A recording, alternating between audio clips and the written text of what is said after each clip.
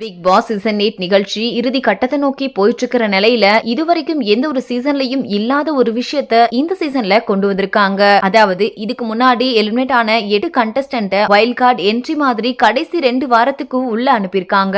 அது மட்டும் இல்லாம அதுல 2 கண்டஸ்டன்ட் ஆல்ரெடி டாப் 8 குள்ள இருக்கிற 2 கண்டஸ்டன்ட் ரீப்ளேஸ் பண்ணிக்கலாம் அப்படின்ற மாதிரி பிக் பாஸ் சொல்லிட்டாரு. இது ஒரு பக்கம் விறுவிறுப்பா போயிட்டு இருக்கும் போது இன்னொரு பக்கம் வந்த பல கண்டஸ்டன்ட் விஷால் அவர்களை எமோஷனலா டவுன் பண்ணிட்டாங்க அப்படின்னு தான் சொல்லணும். அதுலயும் சுனிதா சாச்சனா எல்லாம் விஷால் அவர்களை அழுகவே வச்சுட்டாங்க.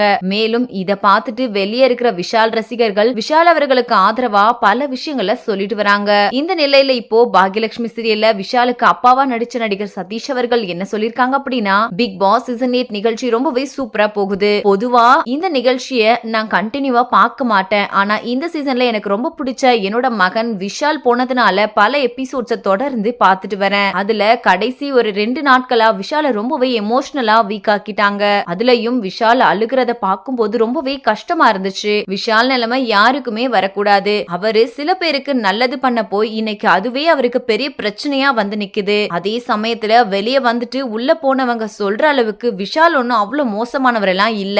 அவரை திட்டம் போட்டு காலி பண்ண பாக்குறாங்க. விஷால் மட்டும் இன்னும் 2 வாரம் இருந்துட்டா கண்டிப்பா டைட்டில் வின் பண்ண கூட நல்ல வாய்ப்பு இருக்கு அப்படின்னு ரொம்பவே சப்போர்ட்டிவா சொல்லி முடிச்சிருக்காரு. இந்த வீடியோவை பார்த்துட்டு இருக்கிற நீங்க நடிகர் சதீஷ் சொல்லியிருக்கிற இந்த விஷயத்தை பத்தி நீங்க என்ன நினைக்கிறீங்க அப்படின்னு மறக்காம நம்ம கமெண்ட் செக்ஷன்ல ஷேர் பண்ணுங்க. மேலும் இது போன்ற பல முக்கியமான செய்திகளை தெரிஞ்சுக்க நம்ம சேனலை மறக்காம சப்ஸ்கிரைப் பண்ணிக்கோங்க.